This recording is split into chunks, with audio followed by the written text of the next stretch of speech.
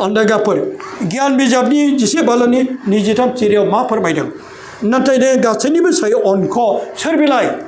आं जानांगौ सोरखौबा निमाहाब्ला गाबोनो आं बेखौ बोराबफिननो हागौ नाथाय इसोरा बिदि नङा आं जुदि हाजार मानसि बुथारनानै हाजार जिनाहारि खालामनानै हाजार सिखाव खावनानै आं जुदि फोरबोनियाव गोसो गाब्रबोयोब्ला बियो बे निमाहा होयोनो नाथाय सोरबा जोंना बिफाया सोरबा फिसालाया बुलायनाय गेजेराव जोङो बिफाया बेखौ खमा होआबो जानांगौ नों आंखौ सानसे समाव गोबांथार दुखु होदोंमोन आंखौ नागारदोंमोन आं नोंखौ नाजावनो हाया नों आंनि फिसा नङा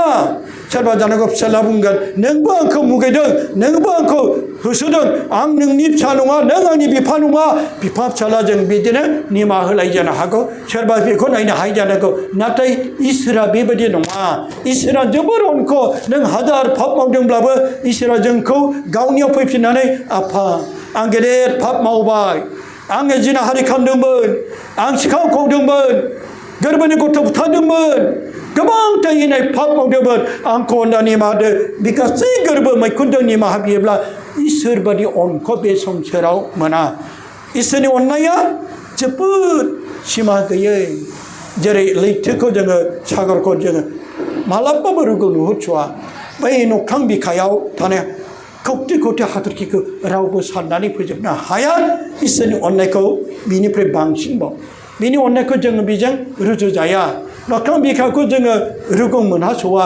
इसोरनि अननाया सिमा गैया बेनिखायनो बुंदों नाथाय नोङो गासैनि सायाव अनख गासैनिबो सायाव बियो जोबनो गैयै अननायखौ बोरै मानोना नों गासैखौबो खालामनो हायो इसोर मावनो हायै जेबो गैया गासैखौबो बे मावनो हाजोबो निमाहा होनोबो हायो गोथैखौबो फोथांफिननो हायो जब्राखौबो मोजां खालामनो हायो बे मावनो हायो जेबो गैया अन्धगाफोर आरो नों सुबुंफोरनि पापफोरखौ नाया अन्धगाफोर जोंनि पापफोरखौ मानसिफोरनि पापखौ नायनानै बियो अन्धगाफोर नाया गोसोआव लाबाय थाया जोंसो बुंगोन ओइ नों गोदो बेबायदि पाप मावदोंमोन नोंसो बेबायदि जिनाहारि खालामदोंमोन नों बेबायदि मानसि बुथारदोंमोन नों गोदो सिखावमोन बेबायदि जोङो सोरखौबा सोरखौ लानानै बिसार खालामो सोरनिबा पापखौ लानानै जोङो नोजोर होयो बिनि पापखौ लानानै जों बेखौ खेमा होनो गोसो गैया बिनि आगुनि मावबोनाय पापफोरखौ जोङो गोसोआव दावलेबाय थायो बेखौ बेरखांहोबाय थायो सासे फिसाइया बिसिखौ बिसिया फिसाइखौ सोरबा फिसालाया फिसाजोखौ बेबायदिनो गोबांथार जोंनि न'खरफ्राव गामिनि समाजफ्राव जों गावजों गाव बेबायदिनो गोबांथार बिनि पापफोरखौ नायनानै नोजोर होबाय थायो बेखौ लानानै जोङो निमाहा होनो गोसो गैया आरो बेखौ बावनो गोसो गैया नाथाय इसोर नों सुबुंफोरनि पापफोरखौ नाया जे पाप मावबाय निमाहा लाबायब्ला बेखौ आरो गोसोआव लाबोफिनला आफा इसोरा नों निमाहा लाबायब्ला बेखौ मालाबाबो बे रायखांफिना जेरै पापि हिन्जाव मागदाला मारियामा देहा फाननानै जाग्रामोन जाय देहा फाननानै जाग्रा होननानै दिनै बे गोसो गाबनायाव जेब्ला पापि हिन्जाव मागदाला मारियामा निमाहा लानायाव जिसुआ बेखौ आरोबाव बुङाखै ओइ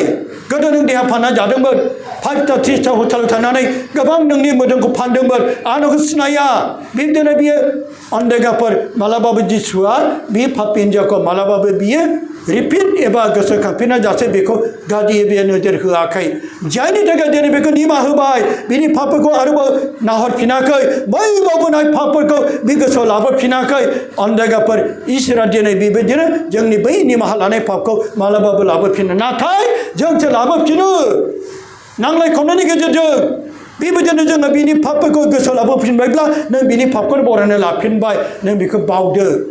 जाय सुथुरफोरखौ नोङो निमाहा होबायब्ला आरो बेखौ नोङो रायखांफिननांला बेखौ निमाहा होबायब्ला नों अनखांफिनदो दा अन्धगाफोर बेबायदिनो जेरै पापि हिन्जाव मागदाला मारियामजोंसो दिनै बियो अननायनि गेजेरजों बिनि पापखौ जुदि निमाहा मोनब्ला बिनि पापखौनो दासिमबो नायबाय थाबावोमोनब्ला नोजोर होबाय थाबावोमोनब्ला बिसार खालामबाय थाबावोमोनब्ला अखानायै सिनायथि दाउला गेसेरनायाव जिसु बेजों गिबि दर्शन जायामोन बेजोंसो गिबि दर्शन जादों जोंथ' दा बे पापिनि न'खराव हाबो नामा बे जौ लोंग्रा जों बिनि न'आव थाङा बे गाज्रि देहा फानग्रा बे गाज्रि पापि हिन्जाव बे गाज्रि बे हौवा बे पापि जों बेनाव थाङा आं बेजों रायलाया जों बेबायदिनो मालाबा गोबां बिदि साननायजों जोङो बेबायदिनो बेनिफ्राय गोजान जायो सोरनिबा न'आव जों गिर्जा खालामा बेबायदि जौ फाग्लानि न'आव गिर्जा खालामो बिनि न'आव हाबो नामा मालाबा समाजनि मानसिफ्रा मदल मानसिफ्रा बे न'खरखौ बिसार खालामनानै आरो बेखौ निमाहा होनो गोसो गैया आरो बे न'खरखौ बारलायनानै गुबुन न'खरावसो बिसोरो गिर्जा खालामगोन बेबायदि जोङो मानसिनि बिसार नाथाय जिसुआ बे पापि हिन्जावखौ बेबायदि बिसार खालामाखै निमाहा होबाय बावबाय आरो बेजोंसो गिबि दर्शन जाबाय नायदो फोरबोनि अननाया बेखौनो बुंदों बे सुबुंफोरनि पापखौ नाया बिसोर गोसो सोलायनाय बायदि अनदायगाफोर जोंबो जुदि सोरबा बिदा आरो फंबायखौ बे गोसो सोलायनायाव जुदि बेखौ बिसार खालामफिनब्ला बे गोसो सोलायनाय नङा बेखौ दाय हमफिनब्ला बे गोसो सोलायनाय नङा बे आरोबाव दुखु मोनफिनगोन बे बोराबफिनगोन बेबायदिनो जोंखौ इसोरा मालाबाबो बेबायदि गोसो सोलायथों होननानैसो बियो गोसोआव लाया आरो बे निमाहा होबाय नाथाय जोंनि बिदा फंबायफ्रा जों बेखौ मालाबाबो बै पापफोरखौ लानानै बिसार खालामफिनो अनदायगाफोर जेरै माने 37 बालामनि 34 सिरियाव जेरखौ फोरमायबोदों मानोना आङो बिसोरनि अपराधखौ खेमा होगोन आरो बिसोरनि पापखौ आङो गोसोखांबावनाय नङा अनदायगाफोर जेरै माने बिनि 37 बालाम 34आव जोंखौ जेरै इसोरनि बोसोन होयाखै मानोना आङो बिसोरनि अपराधफोरखौ खेमा होगोन गोबां अपराध मावबाय जोङो इसोरनि नोजोराव नालाय नोंसोरथ' मावाखैदां इसोरनि नोजोराव जों गोबां अपराध मावदों ना मावाखै नोंसोर मावदों ना मावाखै सोर अपराध मावखो आखाइ दिखां आं आखाइ दिखांग्रोबाय मालाय गोथारफोरबा आखाइ दिखांनाय नङा होनदां नोंसोर इसोरनि अपराध मावाखैदां इसोरनि सिगाङाव दाय मावाखैदां मावाखैना जाय दाय मावाखै जोंनिफ्राय पाप मावाखै आखाइ दिखां सोरबा थानो हागौ दे सोरबा इसोरनि नोजोराव दाय मावै पाप मावै गोथार दंब्ला आखाइ दिखांनाय सोरबा दं नामा इसोरनि नोजोराव पाप मावैफोर दङब्ला जोङो हां मोनफ्रोमबो पाप मावो अनदायगाफोर बेखौनो फोरमायदों मानोना आङो बिसोरनि अपराधखौ खेमा होगोन अनदायगाफोर जायजों जेसेबांनाखि पाप मावा मानो इसोरा बे गासैखौबो जोंनि मावबोनाय पापफोरखौ जेब्लाबो बियो निमाहा होगोन नाथाय बेसे गेदेर अननाय इसोरनि अननाया आरो बिसोरनि पापफोरखौ आं गोसोखांबावनाय नङा जाय पापखौ मावबाय आरो बेखौ निमाहा लाबाय जोङो आरो बेखौ इसोरा मालाबाबो बै फिन आरो गोदान बेयो मालाबाबो गोसोखांबावनाय नङा ओइ नों बेबायदि पाप मावदोंमोन नोंथ' गोदो मानसि बुथारबोदोंमोन बियो जोंनि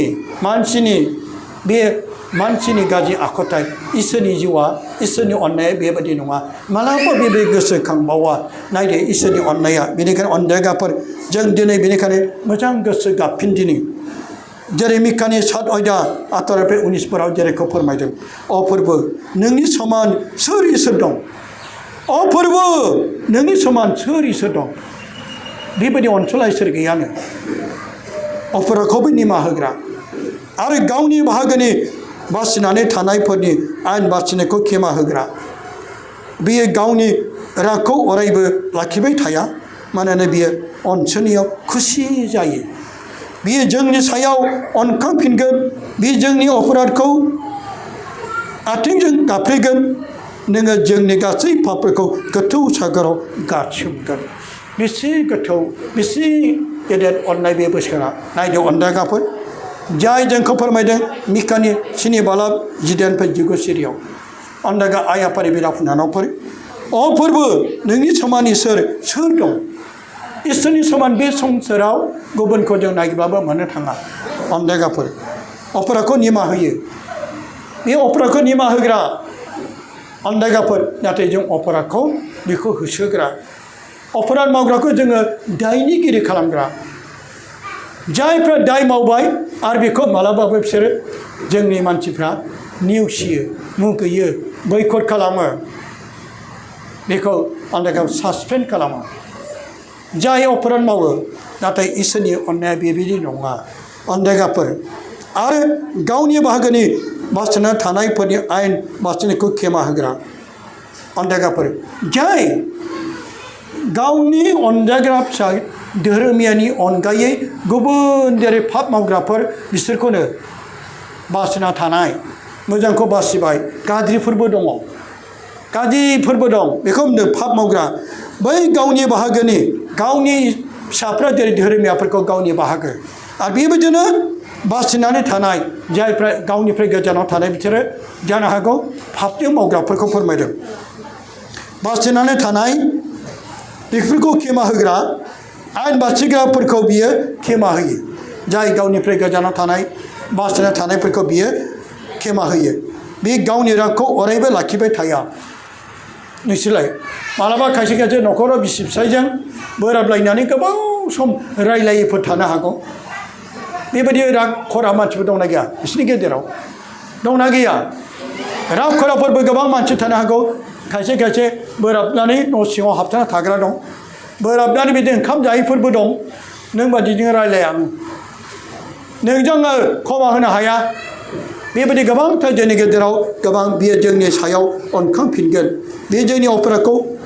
आथिंजों गाफ्लेगोन मा बिलाइ बै गाज्रिखौ माखौ मानसिखौ गाफ्लेया जाय पापखौ बियो गाफ्लेबाय आथिं सिङाव दोनबाय बेखौ बावबाय सिखाव खावदोंमोन बेखौ बियो गाफ्लेना दोनबाय बे गैलिया बेखौ फोजोबस्रांबाय जोबखाबाय मानसिखौ नङा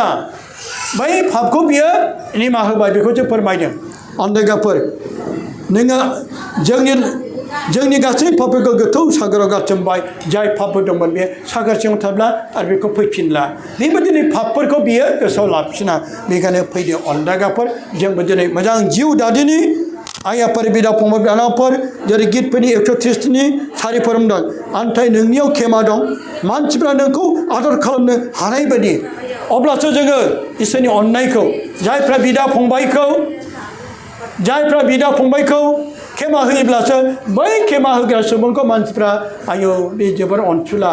आं बेजों सुथ्रुमोन आं बेजों दुश्मनमोन अब्ला बेखौ बे अनफिनगोन बेबो बेखौ लोगो जागोन आरो बेखौ आदर खालामगोन मान होगोन बेखायनो अनदायगाफोर जाय मानसिया सुथ्रुफोरखौ निमाहा होयो आरो बे सुथ्रुआबो नोंखौ अनफिनगोन बे सुथ्रुआबो नोंखौ मान होगोन बे सुथ्रुआबो नोंखौ आंनो लोगो खालामगोन बेखायनो सुथ्रुखौ निमाहा होनांगोन आरो जोंनि पापनिफ्राय गोजानाव थानो नांगोन आलेलुया आलेलुया आलेलुया